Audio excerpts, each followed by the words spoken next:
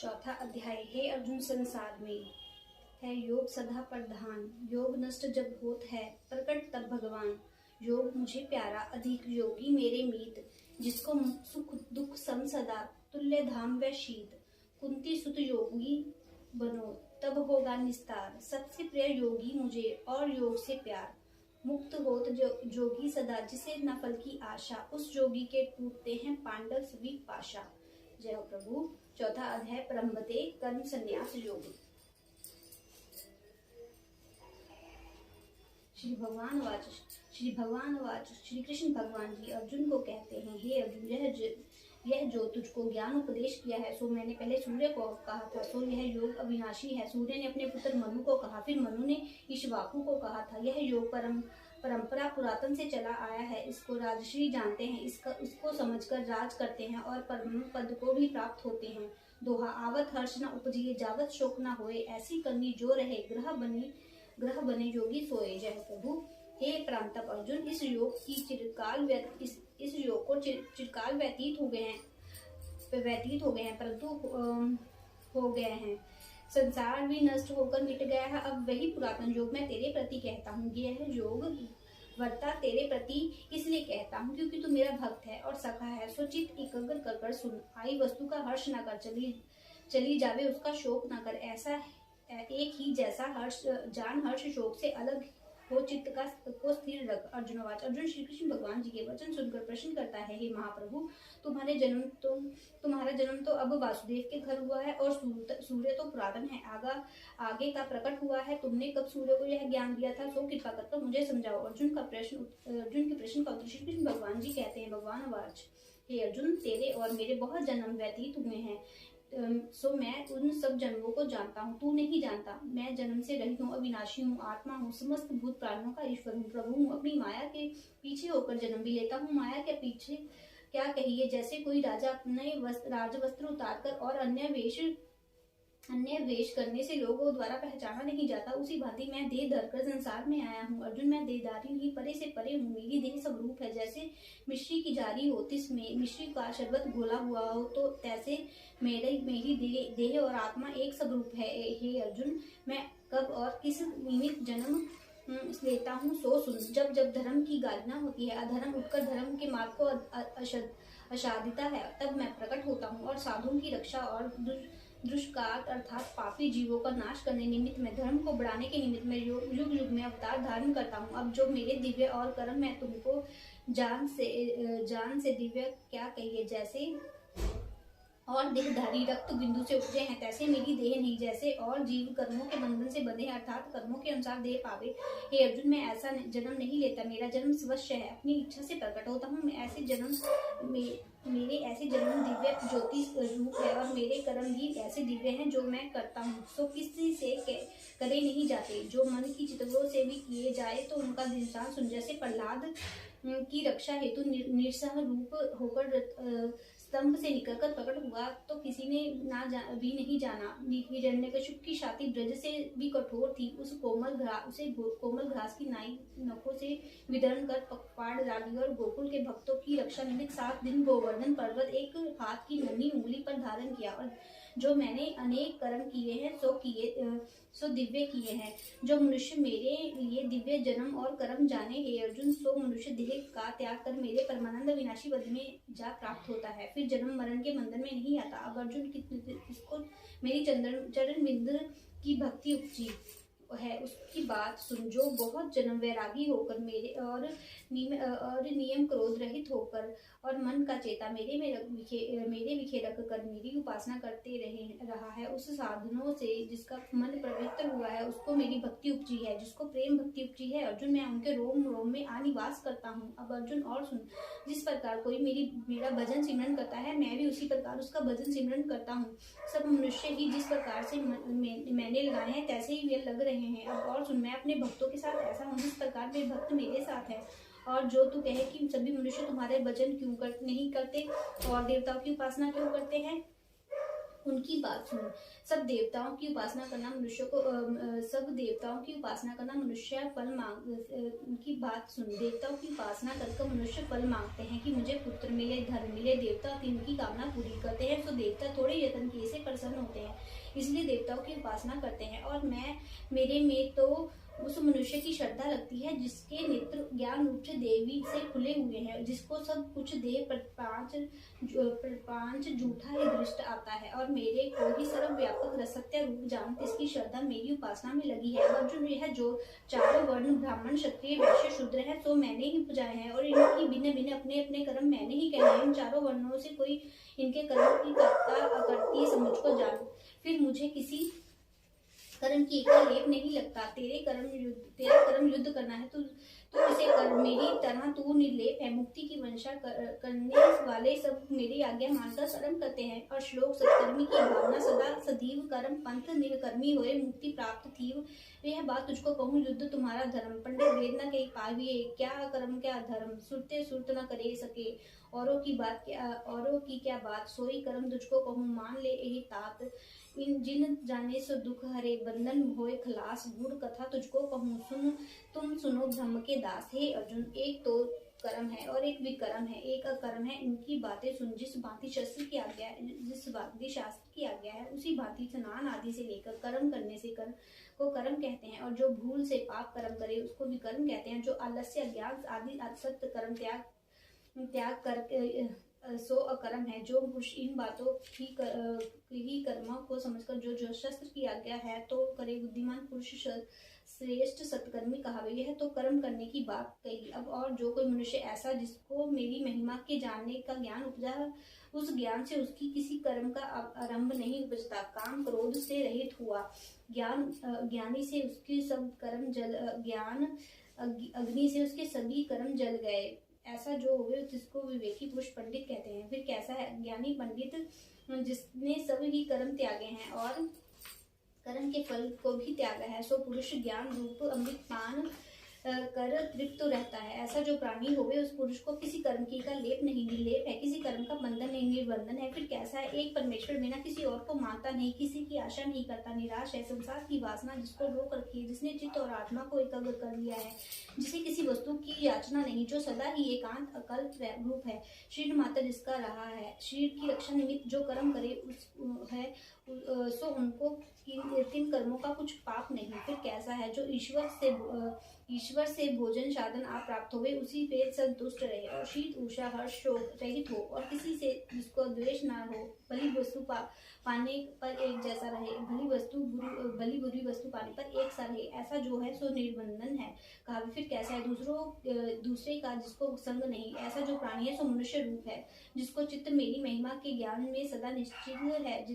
जितने कर्म थे वह सभी ज्ञान के समुद्र में डूबे हुए हैं, जिसको सर्वथा ब्रह्म दृष्टि आए, जहाँ कहाँ लेन देन, खान पीन, पहनना, देखना, सुनना, उपजना, विनाशा इत्यादि में जिसका ब्रह्म की दृष्टि आए, उस प्राणी से ब्रह्म रूप है। वह पुरुष ब्रह्म से उपजकर ब्रह्म में लीन हुआ है। ऐसी समाधि जिस पुरुष को प्राप्त भई, सो प्राणी बहुत ब्रह्म ही कहावे। अब अर्जुन, बहुत प्रकार के योग सुन। जिस योग को के मार्ग से मेरे भक्त मुझे पूजते हैं, सो सुन। ब्रह्म ज्ञान योग से मुझको पूजते हैं, सो पीछे कहा है। और एक प्राणी सब इंद्रियों को, नेत्र, कर्ण आदि को मेरे स्मरण के निमित्त संयम करते हैं, और एक तो यह मार्ग है, और एक मौन कर रहते हैं। एक योग है, और सब इंद्रियों को रोककर प्राण 10वें द्वार में रोकते हुए एक यह योग है। और एक प्राणी संतों, साधु, देहधारियों की सेवा, अन्न वस्त्र कर, शीत उषा निवारण, जल अग्नि से सेवा करते हैं, सो यह द्रव्य है। एक तप योग है, सो तप के प्रकार 17वें अध्याय में कहूंगा। और एक यज्ञ योग है, जो मुझे साथ जुड़ा रहना और मेरी महिमा करनी, यह योग है। महिमा अर्थात वेद पढ़ने, शस्त्र पढ़ने, विष्णु पदे गावने, मेरे नाम का कीर्तन करना, राम कृष्ण गोविंद हरि नारायण परमानंद अच्युत अविनाशी करुणाकर इत्यादि नाम जपने वाले नरक से बचे रहते हैं। ये अर्जुन, श्रद्धा ही यज्ञ करावे। ये अर्जुन, जो मनुष्य एकांतवासी होकर अपने मन में मेरी ही महिमा करते हैं, तिनको भी किसी कर्म का लेप नहीं है। अर्जुन, ऐसे मुझको समझकर तेरे कर्म युद्ध करना है, क्योंकि तू क्षत्रिय है, तू अवंशी होकर युद्ध कर लिया है, तेरा धर्म है, तुझको भी किसी कर्म का दोष नहीं लगेगा। और सुन, जिसने जानने से मूर्ख पंडित जीवन पंडित होते हैं और बड़े बड़े पंडित भी नहीं जानते कि कथा क्या, कथा से कर्म में तेरे को ताई कहता हूँ, जिसको जानने से दुखदायक संसार से बंधन से मुक्त होगा। हे अर्जुन, विचार कर, स्तुति करने का नाम योग है। एक जीवन योग है, यज्ञ करते हैं, और एक प्राणी अपनी वायु इकट्ठी कर प्राणायाम करते हैं, एक वह यज्ञ है। एक क्रम से एक एक ग्राम घटाते यह जितने प्रकार के यज्ञ कहे सभी पापों का नाश करते हैं। इस सभी यज्ञों में से जिस यज्ञ से मुझे उसी प्रकार से मुझे प्राप्त होते हैं, जिसका जीना अमृत के समान है। मेरी कृपा से और कुछ भोजन करते वह भोजन जो कुछ भोजन करता है वह भी अमृत है, और देह त्याग के परे से परे मेरे सनातन ब्रह्म को पावेगा। हे कुरुवंशियों में श्रेष्ठ अर्जुन, मेरी पूजा बिना इस लोक में भी सुख नहीं, और पुनः परलोक की बात तो क्या कही अर्जुन। हे अर्जुन, यह बहुत प्रकार के यज्ञ मैंने पूर्व ही कहे हैं, इनमें जानने से तू मुक्त होगा। अब इस यज्ञ के विषय में जो श्रेष्ठ है सो सुन। प्रांतम पंडित, यह द्रव्य यज्ञ से आदि लेकर सभी यज्ञ मैंने कहे हैं। इन समस्त यज्ञों में से मेरी महिमा जानने का जो यज्ञ है सो श्रेष्ठ है। जितने यज्ञ करे सो ज्ञान पाने के निमित्त करे, और जब ज्ञान उपजे सभी यज्ञ उदय हो जाते हैं। जैसे वृक्ष का फल लगने से फल गिर जाते हैं, तैसे ही भी मिट जाते हैं, तैसे यह भी मिट जाते हैं। अब जिसको मेरी महिमा का ज्ञान मेरी कृपा से होवे, तिसको और कोई ज्ञान पाने चाहे क्या विधि करे सो सुनो। प्रथम तो सतगुरु की शरण आकर दोनों हाथ जोड़कर नम्रता से इसको चरण कमलों को नमस्कार कर मुख से मेरे नाम का ले और श्री राम, श्री कृष्ण, श्री गोपाल, ओम नमो नारायण, श्री राधा कृष्ण परमेश्वर के न्याय जानकर अधीन हो गए, और तीस आगे विनय कर कहे, हे प्रभु जी, गुरुदेव जी, कृपा कर श्री भगवान जी को जानने का ज्ञान मुझे दान करे। ज्ञान को देने हारा जो है ज्ञानी, तिसको वह ज्ञान श्रवण करावे। हे पंडित, हे पांडव अर्जुन, तिस ज्ञान को जानने से फिर मोह माया व्यापी नहीं सकती। सो ज्ञान जिसको ज्ञान जानने से सब भूत प्राणी विषय एक ही आत्मा ब्रह्म व्यापे, यह जानना दूसरे भेद मिट जावे, सो ज्ञान है। अब इस पर ज्ञान का फल सुन। जितने पाप अनजाने किए हैं, तीन पापों का फल जो दुख है, और तीन दुखों से ज्ञान नाव में चढ़ के पार पड़ेगा। जिस प्रकार लकड़ियों के अंबारे को अग्नि जला के भस्म कर देती है, तैसे ही ज्ञान अग्नि मुंह को जलाकर भस्म करती है। ज्ञान के समान दूसरे पवित्र कुछ नहीं। श्लोक ईंधन ज्ञानस के लिए पावक मुख में जाए, ज्ञान वस्तंत्र प्रकट हो, कर्म पाप जल जाए। हे अर्जुन, ज्ञान महापवित्र है, ज्ञान के समान कुछ नहीं। सो ज्ञान कब उपजता है? मेरे योग साथ जुड़ने के प्रसाद से चिरकाल तक जो मेरे ध्यान में जुड़े रहे, तो उसके आत्मा से ज्ञान उपज आवे। हे जिसको मेरे ज्ञान पाने की श्रद्धा है, सो सावधान होकर पढ़े, समझकर इंद्रियों को वश में करे, सो पुरुष ज्ञान को पावे। ज्ञान पाए से परम शांति जो परम सुख है तत्काल ही प्राप्त होवे। और जो अज्ञानी पुरुष है, तिनको मेरे ज्ञान पाने की वंशा नहीं, तिनको आत्मा का संयम नहीं, सो उस पुरुष का आत्मा नाश को प्राप्त होता है। ना उसको इस लोक में सुख मिलता है, ना ही परलोक में। जो मेरे साथ जुड़े हैं तिसमें कोई कर्म नहीं उठता, और ना तो उसका संशय ही व्याप सकता है। ऐसे जो योगी ज्ञानी है, तिनको कोई लालच हिला नहीं सकता। इस कारण से अर्जुन, तुझको तेरे हृदय से ही अज्ञान संदेह उपजता है। जो हृदय ही ज्ञान से ज्ञान खड़ग लेकर संशय संदेह को काट डाल और उठ खड़ा हो जाए। प्रभु हे गोविंद हे हरि।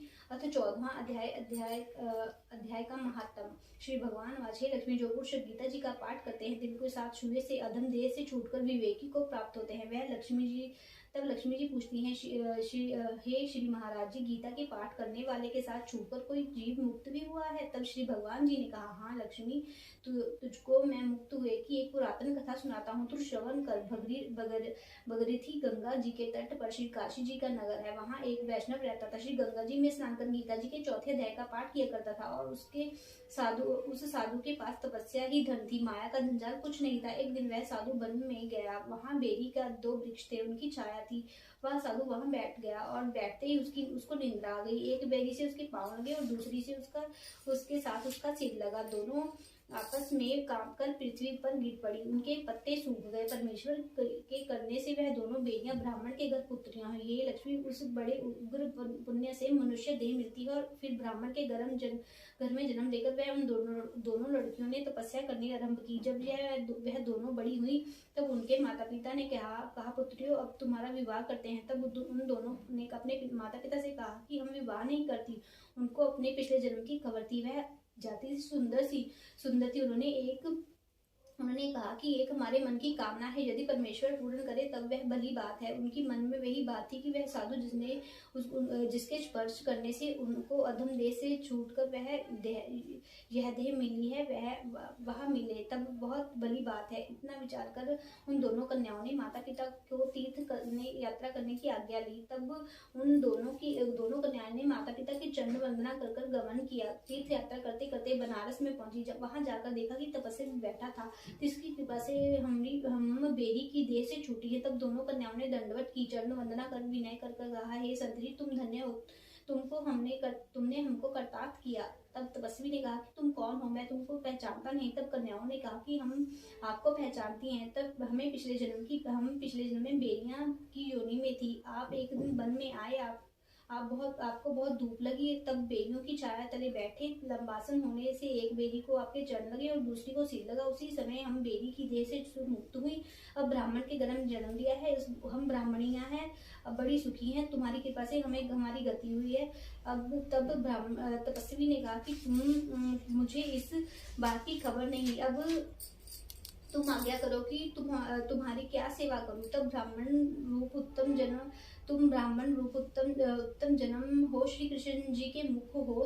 तब कन्याओं ने कहा कि हमको श्री गीता जी के चौथे अध्याय का फल दान करे, जिसको पाकर हम सुखी होवे। तब तपस्वी ने चौथे अध्याय का पाठ का फल दिया और देते ही उनको कहा कि तुम आगमन से छूट जाओ। इतना कहते ही आकाश से विमान आया। उन दोनों ने देह पाकर वैकुंठ को गमन किया। फिर तपस्वी ने कहा, मैंने नहीं जाना था कि गीता जी के चौथे अध्याय का ऐसा महत्व है। तब वह मन वचन कर्म नित्य प्रति पाठ करने लगा। श्री नारायण जी ने कहा, हे लक्ष्मी, ये चौथे अध्याय का महत्व है जो तूने सुना। जय हो प्रभु, हे गोविंद, हे हरि, मैं तेरी शरण। जय हो प्रभु, मैं तेरी शरण।